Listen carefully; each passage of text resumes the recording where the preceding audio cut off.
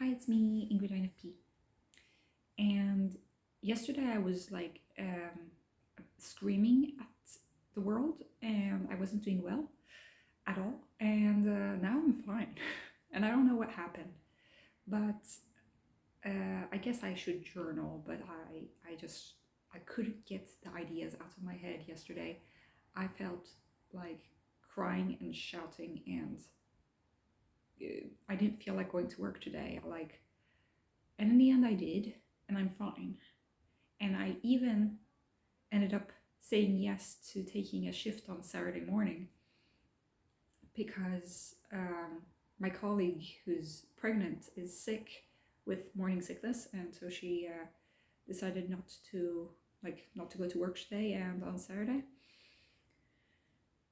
which I understand. And so I ended up taking her Saturday shift, which is like, why am I taking on more work and if I already feel overworked? I don't know. I don't know what's going on. I'm hoping that by taking this extra shift, I can like save these hours so that I can later on take a day off, because this shift is an easier kind of shift, you could say, where I'm like at the ward and I'm just there in case the nurses have any questions or in case somebody comes from the emergencies and I need to do a plan about what to do with these patients. I don't do much during the weekend shifts, so I'm guessing that I'll be fine. And it's only until 2:30 in the afternoon, so I think that I can deal. But yeah, yesterday I felt like I couldn't deal with anything, so I don't know what's going on. I did a video which I then deleted from my phone because I was in a lot of distress. What happened is that I'm really sensitive to criticism, and there's a lot of micro interactions where I like call a certain consult and then like I get somebody who's really low on time and who can't take my phone call, and then it's like I feel so stupid, and then I feel like, what am I even doing? And I meet patients who are extremely ill, and then I'm like, what should I do? And also the phone keeps ringing, and so I was put in this role that was called the mule, which is exactly as it sounds. MUL, which means medicinsk underläkare, medical junior doctor, which is basically like I'm the medical consultation person that the entirety of everybody who's not in internal medicine, all of the surgeons, all of the orthopedic doctors, but also all of the primary care doctors can call to me, which is like ridiculous because like these specialist surgeons are calling me for help, concerning internal medicine things. And like, I'm new to the job, like, what am I going to do? What am I going to say? So I go to them, and then they're like asking me about these really complicated questions about refeeding syndrome and like all sorts of things that I don't know the answer to. Thank goodness, what is good is that I have like a person that I can call to ask like what should I do, who's like behind me. And people don't have his telephone number or her telephone number, they have mine. So it's like all the phone calls come to me, and then all of the all the things that no other doctor can do, they like throw it upon you as the mule. And you really do feel like you're the mule, the donkey that has to take on all of this shitty stuff, all of this stuff that is like, why why should I take care of this? And it's like, well, everybody else told me to call you, so now here we are. So now I have to do things. And one of the things that I had to do was really difficult. And what it was it was a man who had a kind of leukemia, and this was a few days ago. He was getting blood transfusions Like he would come to the clinic, get a blood transfusion, and go back home. And he was looking really sick this time. So I went there and he looked really sick. And I said, well, he can't leave the hospital right now. He's like doing really badly. Then we got the hemoglobin test from before he got blood transfusion, and he was 28. Hemoglobin on 28. That's like the lowest I've ever seen anybody be, you know? Usually we start thinking about blood transfusions when you're under 80. If you're really sick, maybe they'll say like under 70 you need to get blood transfusions. But so 80 is usually the limit. Most people are supposed to be at 120. So this guy had like no blood in his body, pretty much, and was receiving some blood.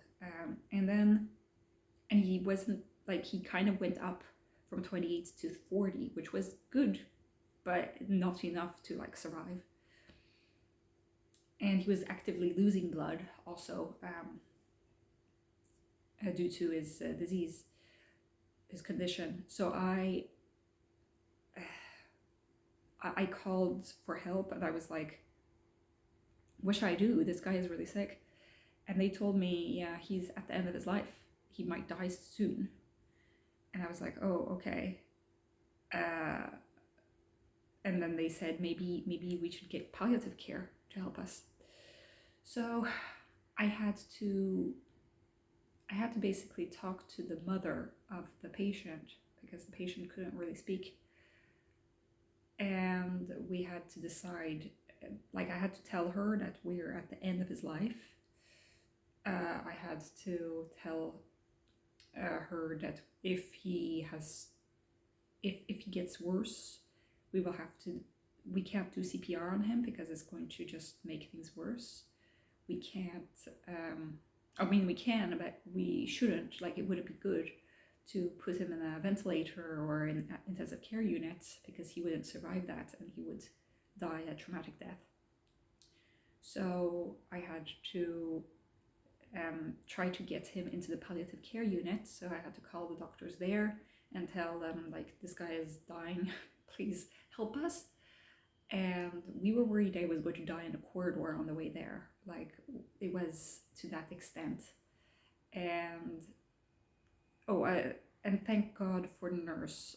There was a nurse who knew the mother of the patient and she sat with the mother, and when the mother cried, and she was a kind of a support for me too, because I've never had to do have this kind of discussion on my own before. And I think it was a good discussion.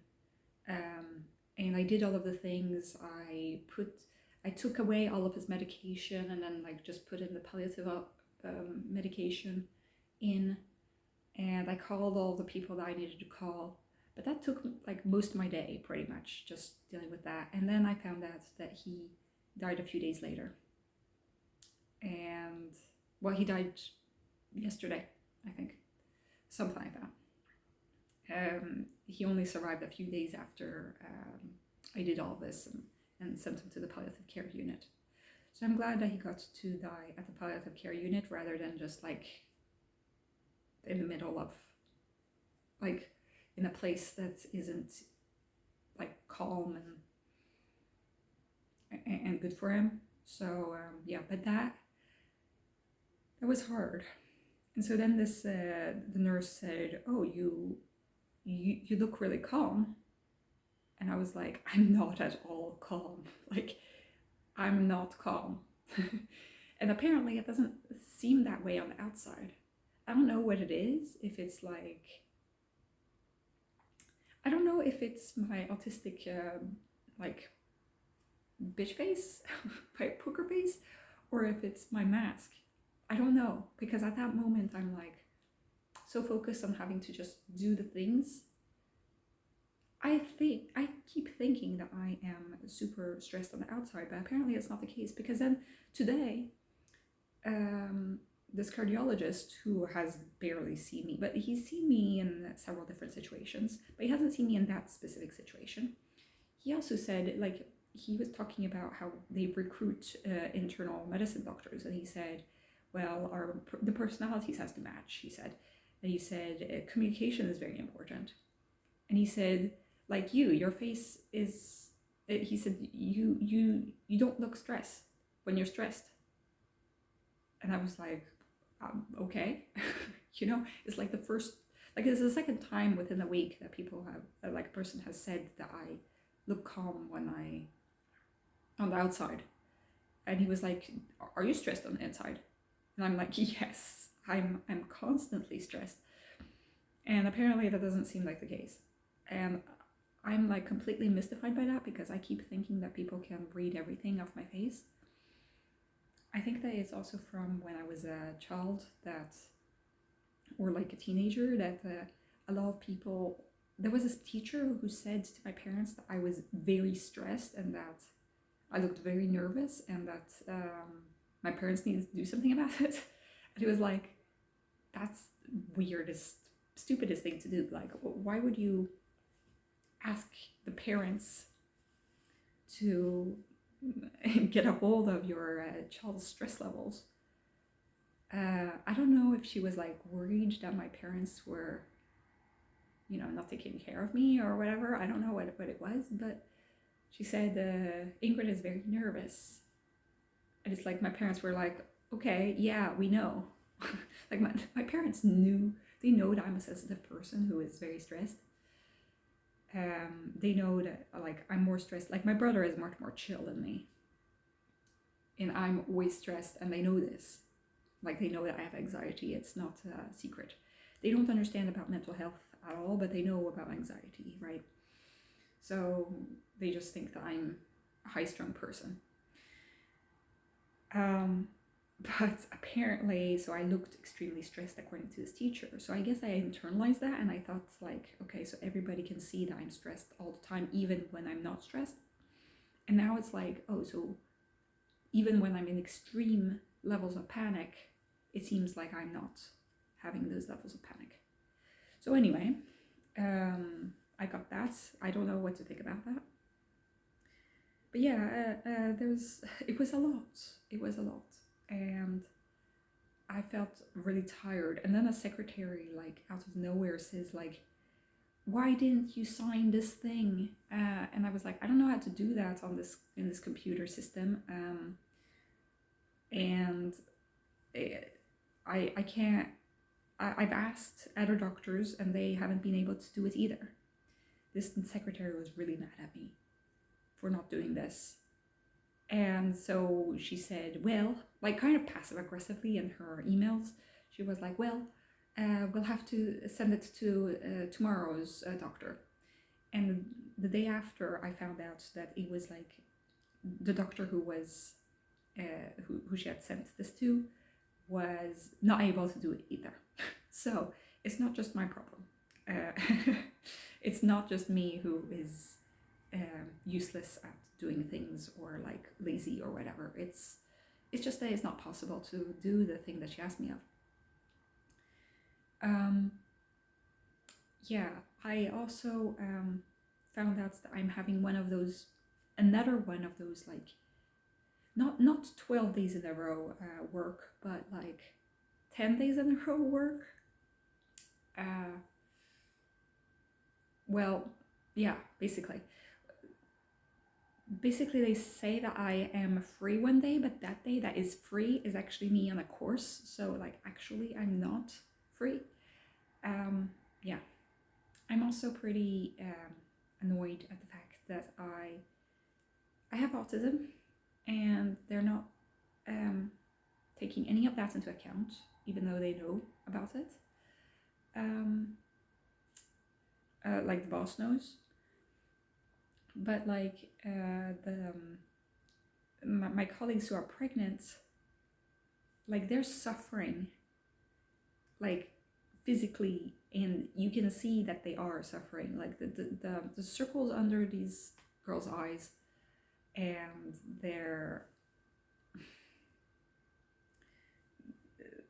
I once came into the room, and like one of them was like doing deep breaths and doing like some kind of breathing exercise.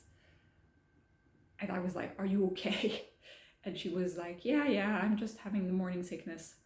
And I was like, "Okay, I guess." And I'm like, "Are you going to work today?" And she was like, "Yeah, of course." And I was like, "Okay, I guess." And so, yeah, people are just supposed to go up beyond their limits in everything in this job. So that's not great for me, who doesn't. I don't have physical ailments that you can see. Um, and so people don't know about my autism, but it's like, yeah, I need more time to do things. I can try to be as effective as I can, and I'm working at like 110%. My entire brain, if you had my brain in a brain scan, like I would be lighting up everything all the time, you know. um, that's just how the brain works. But it's like, I have a feeling that the other people are not using 100% of their brain capacity at all times, because they wouldn't be able to keep managing, you know. And I feel like I'm using up so much energy just to like keep going. So yeah. I also did a CPR course, and my wrist still hurts from the like compressions, because, you know, I had the hand down, and I had the palm of my wrist on the palm on my wrist.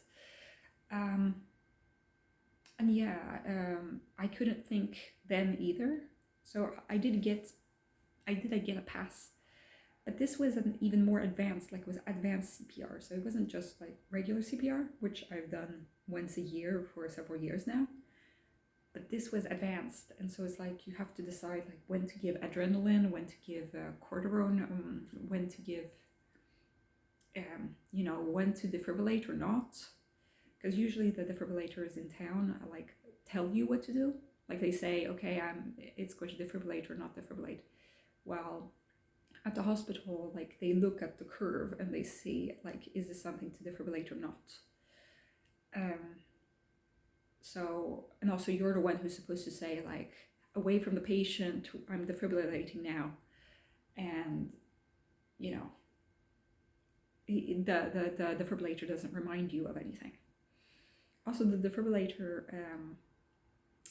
the automatic one like keeps track of the time, while the manual one does not. So then you're like, there, wait, how much time has passed? I don't know, and you have to be really good at documenting the time. So I managed.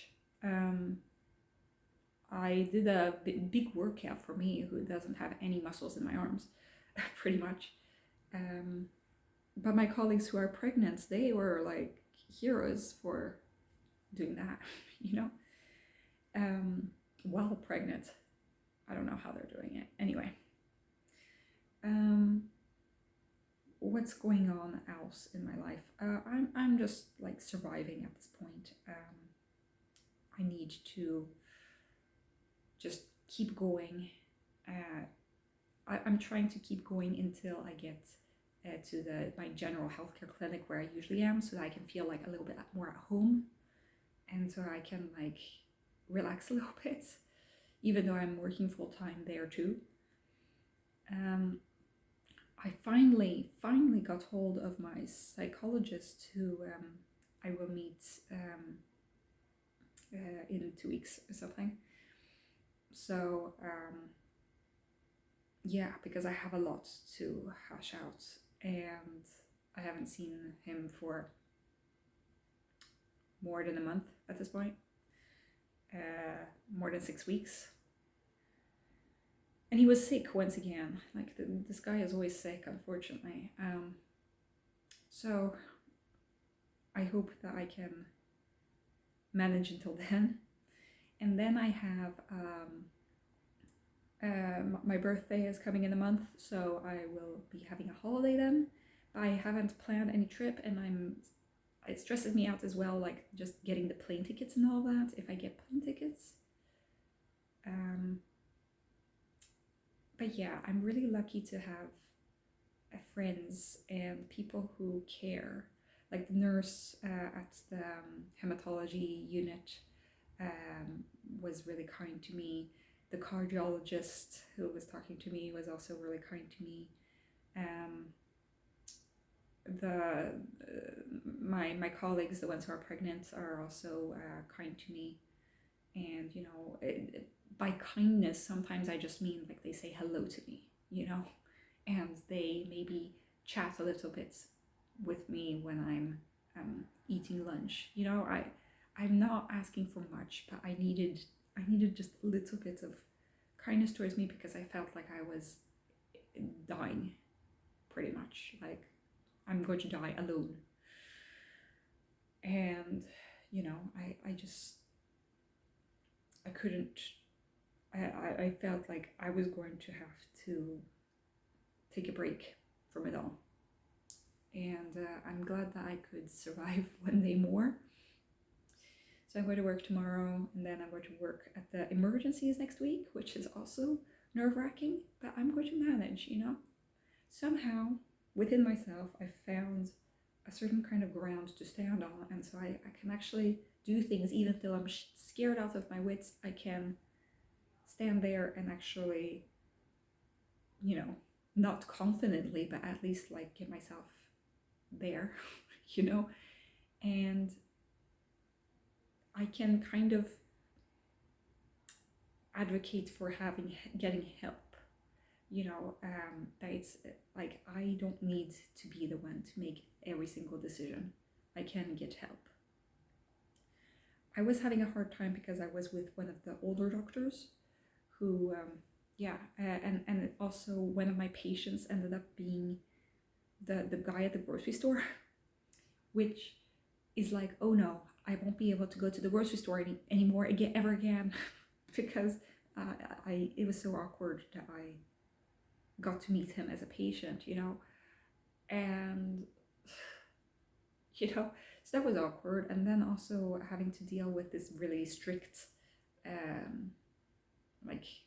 nephrologist, I think that she is, or not nephrologist, endocrinologist, I don't know what she is, but she was very clear. The thing is, either a doctor is like super unclear, and then you're like, wait, what did they say? Like, there was this one doctor, she was speaking very quickly and very mumbly and on the phone and with an accent, and she was saying some kind of like rituximab or something. I don't know what the name of the medicine is still. And she was like talking about that, and then she was talking about another one that was called like desuniximab. And I was like, wait, so one of them starts with an R and one of them starts with an D. I don't know what the names are, and I don't know what to Google. And and she was, and I thought, oh, so it's just two names of the same thing. And I was like, no, it wasn't. It was two different medications, and I was supposed to choose between the two medications I've never heard of that are super complex. Like, they're like immunotherapy, which I've, how many people get immunotherapy? I was like, I don't understand.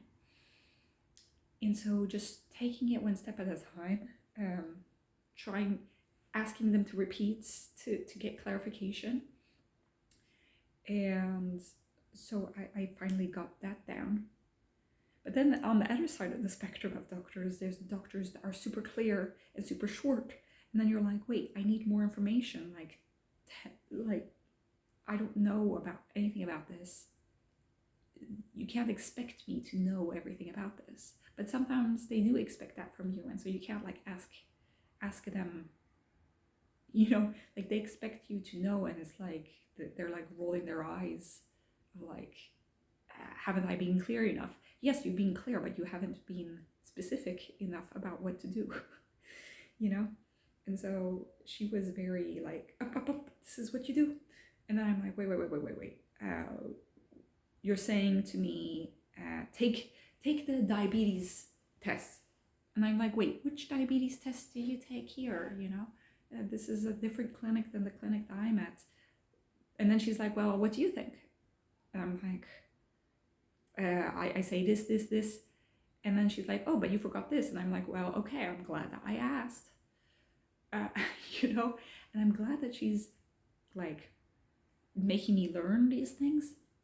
But at the same time, it's like, okay, you could have just, if you'd done this slowly from the start, then I would have gotten the information quicker than if you'd done it quickly and then like had to re-explain it afterwards.